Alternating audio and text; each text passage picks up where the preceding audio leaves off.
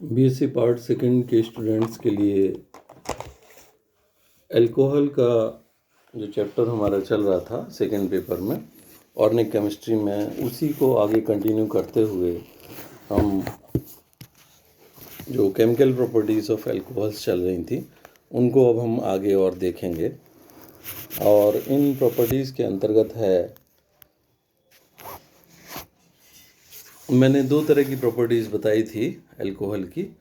एक तो वो प्रॉपर्टीज़ जिनमें कि O और H के बीच का बॉन्ड टूटता है। अल्कोहल में ROH से जैसे हम लोग डिनोट करते हैं, तो ROH में एक तो हाइड्रोकार्बन पार्ट है और दूसरा जो है OH ग्रुप है या हाइड्रोक्सिल ग्रुप है। तो हाइड्रोक्सिल ग्रुप की बेसिकली मैंने दो तरह की रिएक्शंस बताई थी। इसमें पहली रिएक्शन है जिसमें ऑक्सीजन एवं हाइड्रोजन के बीच का बंध विदलन होता है, और दूसरी तरह की वो रिएक्शंस हैं जिनमें कि हाइड्रोकार्बन के कार्बन और OH के बीच का बंध है वो टूटता है। इस तरह से दो तरह की रिएक्शंस मैंने बताई थी। और भी रिएक्शंस हैं, ऑक्सीडेशन की रिएक्शंस हैं, ऐसी भी रिएक्शंस हैं जिनमें पूरा OH ग्रुप और हाइड्रोकार्बन पार्ट है वो इन्वॉल्व होता है। इस प्रकार से ये डिफरेंट टाइप की जो रिएक्शंस हैं उनको हम लोग देखेंगे। अभी हम लोग मोनोहाइड्रिक अल्कोहल को स्टडी कर रहे हैं। तो मोनोहाइड्रिक अल्कोहल की जो और रिएक्शंस हैं, आगे जो रिएक्शन हैं वो हाइड्रोकार्बन के कार्बन और OH के बीच के बंध विदलन वाली अपक्रियाएं हैं, उनको हमें देखना है। और जो है, तो अब इन रिएक्शंस के क्रम में मैंने जो आपको बताया था कि अल्कोहल की जो ऑक्सीजन एंड हाइड्रोजन के बीच के बंध विदलन की अपक्रियाएं हैं, उनमें पिछले वीडियो में मैंने एस्टरीकरण की जो अपक्रिया है उसको मैंने आपके लिए बताया था, और as well as mechanism of esterification reaction भी मैंने बताई थी कि एस्टरीफिकेशन की अपक्रिया की क्रियाविधि क्या है। बीएससी पार्ट सेकंड में जो क्रियाविधि वाला पार्ट है आप लोगों के लिए वो भी इक्वली इम्पोर्टेंट होता है, क्योंकि मैकेनिज़्म जो है रिप्रेजेंटेटिव रिएक्शंस की है, कई बार पूछ ली जाती है। और पिछले सालों के अगर तुम लोग पेपर उठा के देखोगे तो पाओगे उसमें कि जो है कई बार है अल्कोहल के एस्टरीकरण की ये जो क्रियाविधि है वो पूछी गई है, तो उसको मैंने विस्तार से बताया था। अब आगे जो है और जो रिएक्शंस हैं जो है अल्कोहल के ऑक्सीजन एंड हाइड्रोजन के बंध विदलन वाली अन्य जो अपक्रियाएं हैं उनके अंतर्गत हम जो है ईथर फॉर्मेशन की अपक्रिया है वो हम देखते हैं। ईथर का फॉर्मेशन है वो अल्कोहल्स के द्वारा है, वो संभव होता है। और इसमें जो है जो प्रोसेस है ईथर के फॉर्मेशन के लिए है, तो अल्कोहल का जो सोडियम लवण है, अल्कोहल का सोडियम लवण, ये भी रिएक्शन बताई जा चुकी है अल्कोहल्स की एसिडिक प्रॉपर्टी वाली रिएक्शन में, कि अल्कोहल्स की रिएक्शन है वो जब सोडियम मेटल से या पोटेशियम मेटल से हम कराते हैं तो मेटल एल्कोक्साइड का इसमें फॉर्मेशन हो जाता है, और ऑक्सीजन एंड हाइड्रोजन के बीच का जो बंध है वो उसका विदलन होता है। इस तरह से मेटल एल्कोक्साइड का इसमें फॉर्मेशन होता है, हाइड्रोजन गैस निकल जाती है। तो ये अल्कोहल्स की अम्लीय अपक्रियाओं के अंतर्गत ऑलरेडी डिस्कस हो चुका है। ये जो मेटल एल्कोक्साइड्स हैं, ये जो मेटल एल्कोक्साइड्स बन रहे हैं, जब हम इनकी एल्काइल हैलाइड के साथ में रिएक्शन करा देते हैं, पर्टिकुलरली एल्काइल आयोडाइड के साथ अगर हम रिएक्शन कराएंगे तो ये रिएक्शन है वो काफ़ी आसानी से हो जाती है, और इस प्रकार से ईथर्स का फॉर्मेशन हो जाता है। ये जो रिएक्शन है RONA मेटल एल्कोक्साइड का रिएक्शन है, RI के साथ में अपक्रिया करा दी तो हमें ईथर ROR है। ईथर तुम लोग जानते हो एल्कोक्सी एल्केन्स हैं, इनको हम लोग ईथर कहते हैं। तो एल्कोक्सी एल्केन्स का है ये फॉर्मेशन हो जाता है, और ये रिएक्शन इस प्रकार से है। अब इस रिएक्शन में हम कोई भी रिप्रेजेंटेटिव ले सकते हैं। अगर हम स्टार्ट करना चाहें तो हम एथिल अल्कोहल ले लें, C2H5OH प्लस सोडियम मेटल से अपक्रिया करा दें तो हमें प्राप्त हो जाएगा C2H5ONA प्लस 1/2 हाइड्रोजन है वो निकल जाएगी। सोडियम एल्कोक्साइड का फॉर्मेशन हो गया, ये है सोडियम इथॉक्साइड।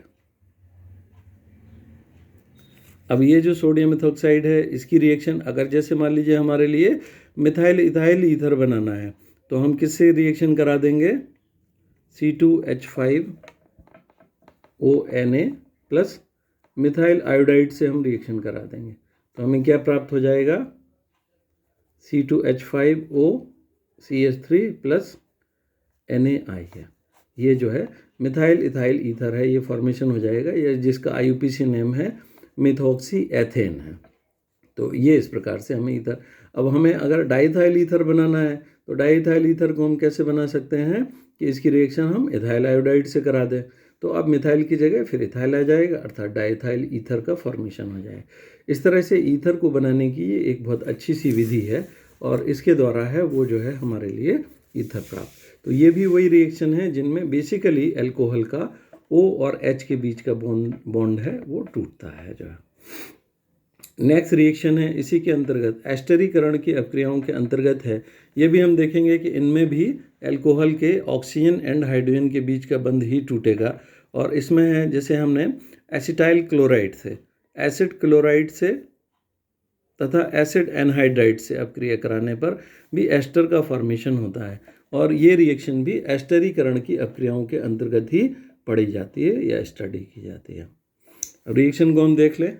कोई सा हमने अल्कोहल लिया, एथेनॉल क्लोराइड या एसिटिल क्लोराइड के साथ अपक्रिया कराई और इसमें हमें क्या प्राप्त हो गया, CH3COOR है, अर्थात एस्टर का इसमें फॉर्मेशन हो गया, HCl बाहर है। तो अब देखिए इसमें बंध विदलन क्या हो रहा है, क्लोरीन के साथ में कौन जा रहा है, हाइड्रोजन, HCl बन गया और ये एस्टर का फॉर्मेशन हो गया। इसी तरह से अल्कोहल की रिएक्शन है, एसिटिक एनहाइड्राइड के साथ में हमने करा दी। एसिटिक एनहाइड्राइड का क्या स्ट्रक्चर होता है, CH3COOCH3, ये एसिटिक एनहाइड्राइड है। तो एसिटिक एनहाइड्राइड में जो हाइड्रोजन के साथ जाएगा, देखिए एसिटिक एनहाइड्राइड में जो हाइड्रोजन के साथ जाएगा वो ये वाला पूरा ग्रुप जाएगा, ये वाला पूरा ग्रुप जाएगा। तो इससे तो बन जाएगा एसिटिक अम्ल CH3COO और इसमें हाइड्रोजन और आ जाएगा, तो हमें क्या प्राप्त हो गया बाई प्रोडक्ट के रूप में, एसिटिक एसिड। और दूसरा जो पार्ट है CH3CO पार्ट है वो किसके साथ जुड़ेगा, RO के साथ में, RO के साथ में जुड़ेगा। तो बंध का विदलन कौन सा हुआ, ऑक्सीजन एंड हाइड्रोजन के बीच का बंध का विदलन हो गया और इस प्रकार से एस्टर का इसमें फॉर्मेशन हो गया। तो ये एस्टरीकरण, चूँकि इसमें मुख्य उत्पाद है वो हमें एस्टर प्राप्त होता है, इसलिए हम इनको एस्टरीकरण अपक्रियाओं के अंतर्गत ही पढ़ते हैं। अब देखिए इससे संबंधित क्या क्वेश्चन आ सकता है आपके लिए कि एस्टरीकरण अपक्रियाओं पर, अल्कोहल की एस्टरीकरण अपक्रियाओं पर टिप्पणी लिखो। तो एस्टरीकरण में हमें फिर केवल यही नहीं, रिएक्शन जो मैंने मैकेनिज्म बताई थी कि अल्कोहल की रिएक्शन हम कार्बोक्सिलिक अम्ल के साथ करा देते हैं और एस्टर का फॉर्मेशन हो जाता है, उसके अलावा हम इन रिएक्शंस को भी उसमें एस्टरीकरण की अपक्रियाओं में हम उसमें डिनोट कर सकते हैं या मेंशन कर सकते हैं। नेक्स्ट है फॉर्मेशन ऑफ एल्काइल सल्फोनेट्स है। ये भी बहुत इंपॉर्टेंट रिएक्शन है क्योंकि जो एल्काइल सल्फोनेट्स हैं वो जो है डिटर्जेंट्स के रूप में यूज़ किए जाते हैं। तुम लोग जानते हो कि हमारे डे टू डे लाइफ में डिटर्जेंट्स का जो यूज़ है वो सोप से भी ज़्यादा होता है। तो एल्काइल सल्फोनाइल क्लोराइड के साथ अपक्रिया कराने पर है, एल्किल सल्फोनाइल क्लोराइड क्या है, RSO2Cl है, एल्किल सल्फोनाइल क्लोराइड हैं, ये हैं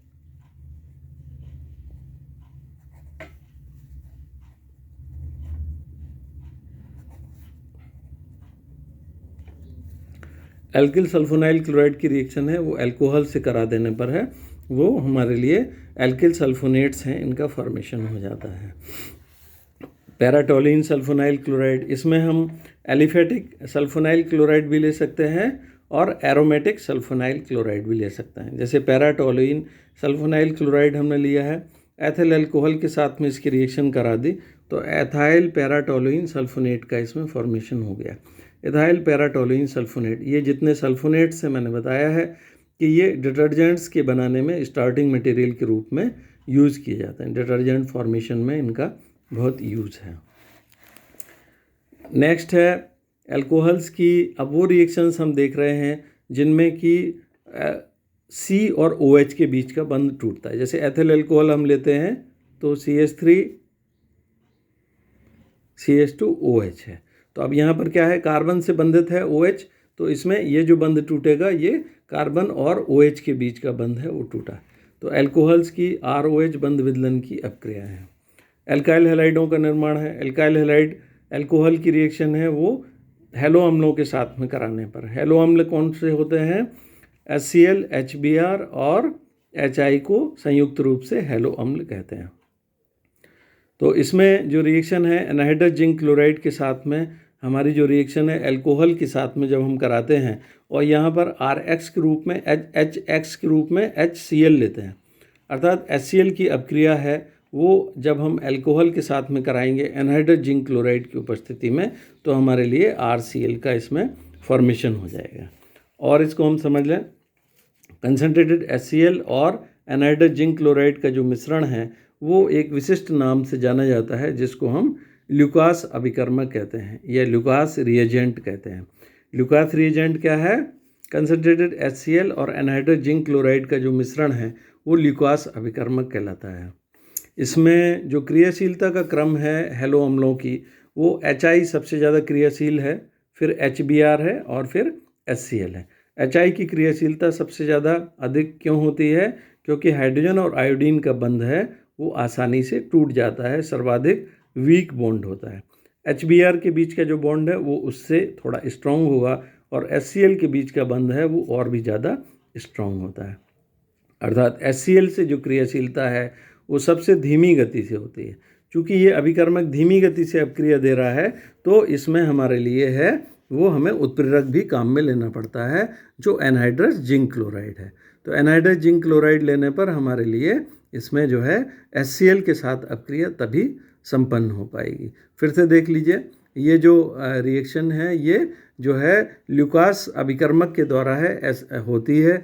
ल्यूकास अभिकर्मक में कंसनट्रेटेड HCl और एनहाइड्रस जिंक क्लोराइड का मिश्रण होता है। अगर हम HI के साथ में रिएक्शन कराएं तो हमें कंसनट्रेटेड जो है HI के साथ अपक्रिया कराने पर एनहाइड्रस जिंक क्लोराइड अगर हम नहीं भी लेते हैं तब भी अपक्रिया संपन्न हो सकती है क्योंकि HI है उसकी क्रियाशीलता पहले ही काफ़ी ज़्यादा है और HCl की क्रियाशीलता न्यूनतम होने के कारण इसमें हमें एनहाइड्रस जिंक क्लोराइड भी काम में लेना पड़ता है। तो इसी प्रकार से इस अपक्रिया में जो अल्कोहल्स की जो क्रियाशीलता है वो टर्शरी अल्कोहल सबसे ज़्यादा क्रियाशील, फिर सेकेंडरी अल्कोहल और फिर प्राइमरी अल्कोहल। उसका भी क्या कारण है? क्योंकि टर्शरी अल्कोहल में जो कार्बन और OH के बीच के बंध विदलन है वो सर्वाधिक आसानी से हो जाता है। और आगे हम देखेंगे इसकी मैकेनिज़्म को कि टर्शरी अल्कोहल्स के साथ में ये जो रिएक्शन है वो जो है SN1 क्रियाविधि के द्वारा होती है जिसमें कार्बोकैटायन का फॉर्मेशन होता है। आगे हम डिस्कस करेंगे उसको। और कार्बोकैटायन कौन सबसे ज़्यादा स्थायी होता है? जो टर्शरी कार्बोकैटायन है वो सबसे ज़्यादा स्थायी होता है। तो हम टर्शरी ब्यूटाइल अल्कोहल की जो रिएक्शन है वो सबसे ज़्यादा इसमें फास्ट होगी, देन सेकेंडरी की होगी और फिर प्राइमरी की होगी। इस प्रकार से जो अल्कोहल्स की क्रियाशीलता का क्रम है वो टर्शरी अल्कोहल सर्वाधिक क्रियाशील, देन सेकेंडरी, देन प्राइमरी। इस प्रकार से ये रिएक्शन होती है। तो हम यहाँ पर देख लें, जैसे अगर हम ल्यूकास रिएजेंट के साथ में टर्शरी अल्कोहल की रिएक्शन करा दें तो वो रिएक्शन सबसे ज़्यादा फास्ट हो जाएगी और प्राइमरी अल्कोहल की कराएं तो सबसे ज़्यादा स्लो होगी। और ये जो रिएक्शन है ये जो है इस प्रकार से ये primary, secondary and tertiary alcohols को विभेदित करने में भी काम में आती है। तो अल्कोहल्स की क्रियाशीलता प्राथमिक, द्वितीय एवं तृतीयक अल्कोहल्स को विभेदित करने में ल्यूकास टेस्ट है ये उक्त अपक्रिया पर ही आधारित है। ये जो ल्यूकास रिएजेंट के साथ में ये जो हम अपक्रिया कराते हैं जो है तो ये इसी उस पर आधारित है क्योंकि ल्यूकास रिएजेंट के साथ में टर्शरी अल्कोहल सबसे ज़्यादा। और टेस्ट किस प्रकार से होता है? एक्चुअली है क्या इसमें हम देखें कि जो अल्काइल क्लोराइड बनते हैं या अल्काइल हैलाइड जो बनते हैं वो जलीय विलयन में हैं, वो टर्बिड होते हैं, अर्थात वो विलेय नहीं होने के कारण है वो अविलेयता प्रकट करते हैं। अविलेयता किस प्रकार से होती है? जैसे जल के अंदर है हम एक बूंद ऑयल की डाल दें, तेल की हम डाल दें तो हमें एक टर्बिड विलयन, क्योंकि ऑयल जल में विलेयशील नहीं है तो हमें एक टर्बिड विलयन है वो प्राप्त हो जाएगा। तो जो टर्बिडिटी उत्पन्न होती है जिसको अविलेयता का उत्पन्न होना कहते हैं, अविलेयता जो उत्पन्न होती है उसके द्वारा हम परीक्षण कर लेते हैं। परीक्षण किस प्रकार से होगा? ये क्वेश्चन भी आप लोगों के लिए बहुत पूछा जाता है कि प्राथमिक, द्वितीयक एवं तृतीयक अल्कोहलों को जो है किस प्रकार से हम विभेदित करेंगे। तो उसमें जो है हमारे लिए ये लुकास रिएजेंट के द्वारा ही विभेदित करने को हम उसको बता सकते हैं। और भी मेथड है, ऑक्सीडेशन मेथड भी है, लेकिन ये भी एक बहुत अच्छी सी जो है टेस्ट मेथड है जो हम लोग लेबोरेटरी में काम में लेते हैं जो है। और इसमें जो है ये इसी पर आधारित है कि जो टर्सरी अल्कोहल्स हैं उनकी क्रियाशीलता सर्वाधिक होती है, और फिर सेकेंडरी अल्कोहल की होती है, और फिर प्राइमरी अल्कोहल की होती है।